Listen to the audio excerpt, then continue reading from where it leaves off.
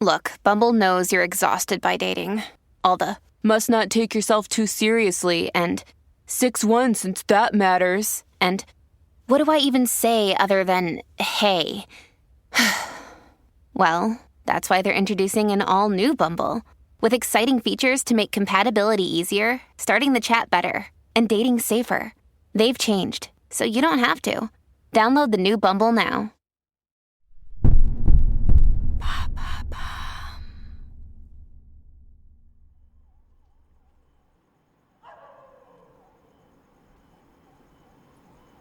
Paris, fin des années 70. Le soleil décline dans le ciel, annonçant une délicieuse soirée de printemps.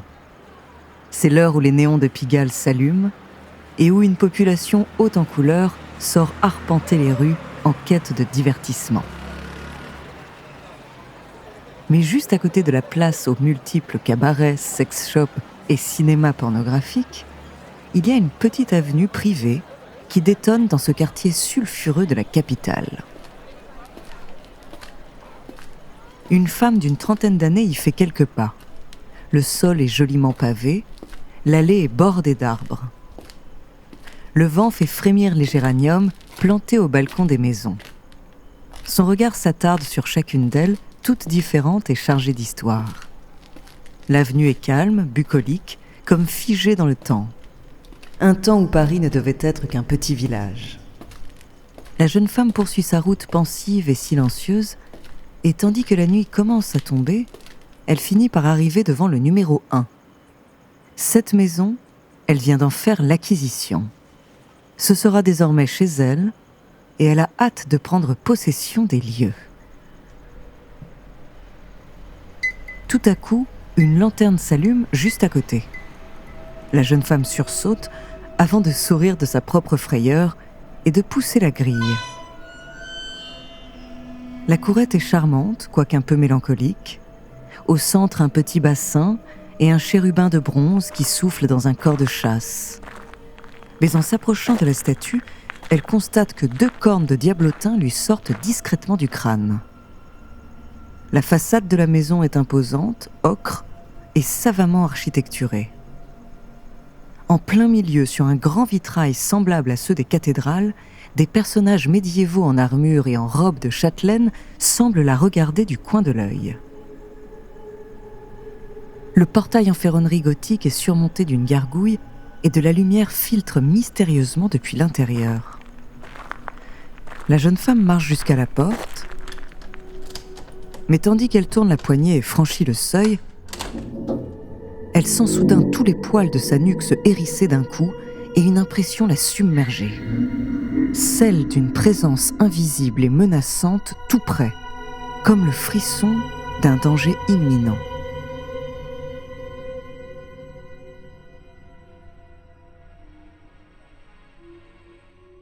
Bonjour, je suis Andrea Brusque, bienvenue dans True Story. Aujourd'hui, je vais vous parler d'une maison emblématique située dans le quartier de Pigalle à Paris. Magnifique, inquiétante et même maudite selon les rumeurs, elle a terrorisé le voisinage et ses propriétaires pendant des décennies. Certains artistes qui l'ont habitée n'y voyaient qu'un décor inspirant jusqu'à ce qu'elle devienne leur tombeau. Son nom, la maison hantée de l'avenue Frochot. Entre fantômes, meurtres et phénomènes inexpliqués, découvrez sa True Story.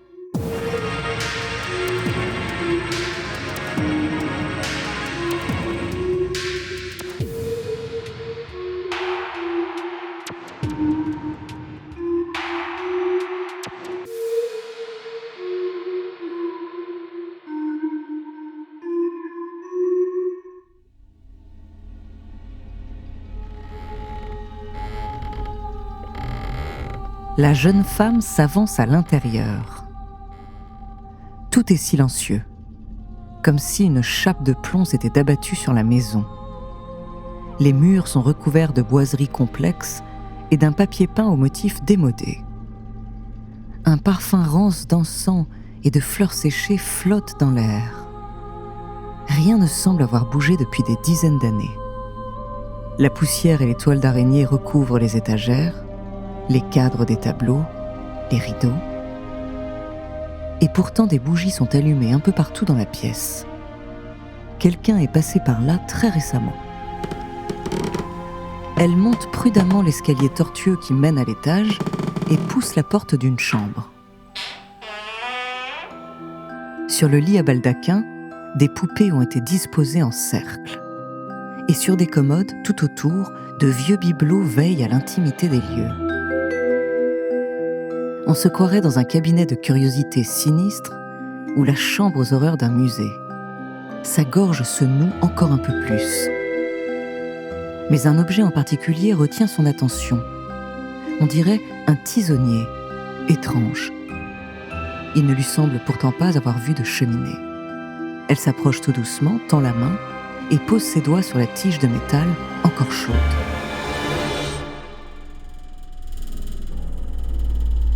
Tout à coup, des vibrations retentissent derrière le mur le plus proche, aussitôt suivies par des grattements frénétiques. Comme si des ongles labouraient rageusement le bois pour creuser un trou dans la cloison et s'agripper à elle. En une seconde, une terreur froide immobilise chaque muscle de son corps. Elle voudrait crier, courir, sortir d'ici, impossible. Seuls ses yeux exorbités roulent confusément dans leurs orbites. Les grattements s'arrêtent brusquement. Mais cette fois, elle entend des grincements de pas sur le parquet de la pièce voisine. Ils se rapprochent de plus en plus. Prise d'un élan de courage inespéré, la jeune femme réussit soudain à sortir de sa paralysie. Elle se rue hors de la chambre et se jette à corps perdu dans les escaliers. Sur son passage, les bougies s'éteignent une à une et répandent dans les airs des filets de fumée noire.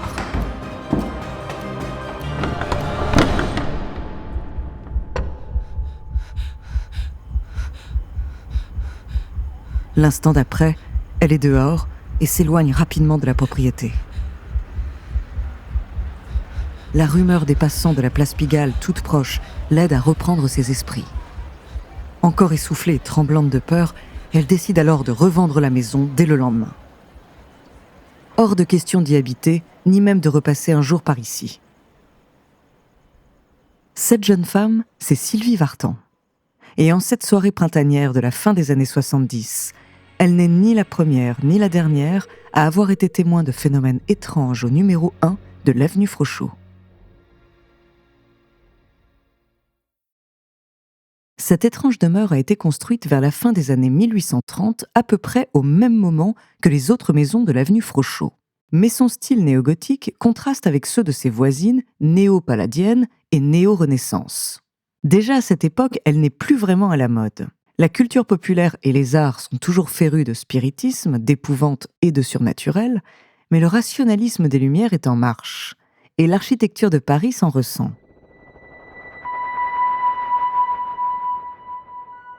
Dès le départ, un mystère plane sur cette maison. En effet, c'est une femme qui l'a fait édifier, et cette femme n'est pas mariée. À l'époque, une femme célibataire n'est pas censée pouvoir lancer une telle construction. L'héritage se transmettait de père en fils, et les sommes importantes ne circulaient qu'entre des mains d'hommes. Comment a-t-elle réussi à réunir les fonds nécessaires ?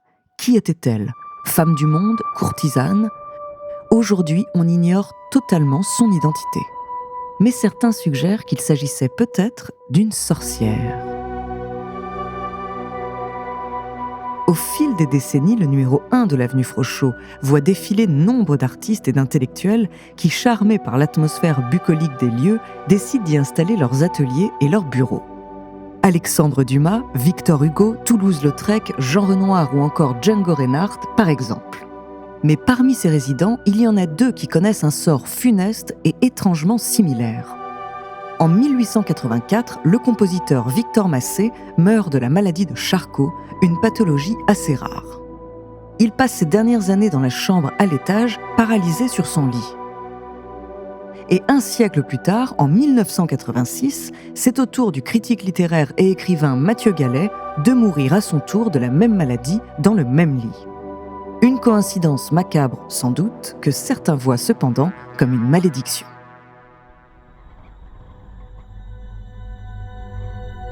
En effet, cette maison a certes été le décor inspirant de grands artistes parisiens, mais aussi une scène de crime.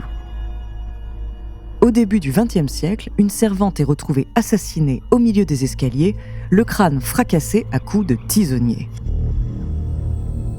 Le meurtre n'a jamais été élucidé, mais on suspecte l'esprit de cette femme de errer depuis en quête de vengeance.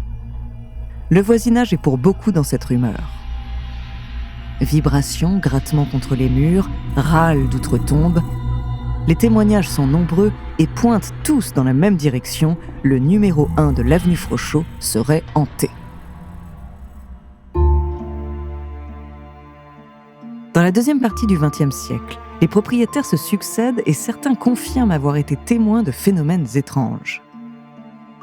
Sylvie Vartan achète la maison à la fin des années 70. Elle ne s'y installe pas et la revend immédiatement. Aurait-elle vu un fantôme ? Personne ne le sait.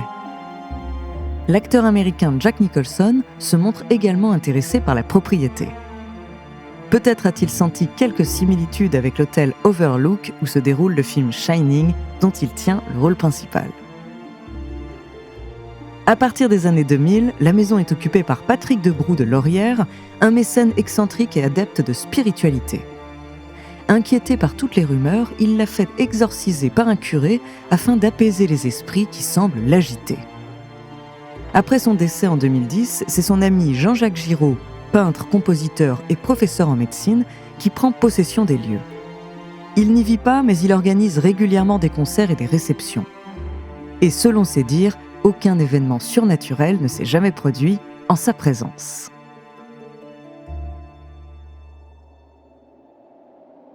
Le fantôme de la servante assassinée au tisonnier aurait-il disparu ?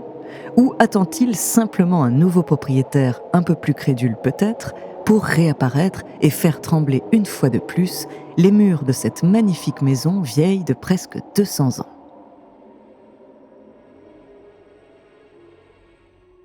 Merci d'avoir écouté cet épisode de True Story, écrit par Élie Oliven, réalisé par Célia Bondeau et Antoine Berry-Roger.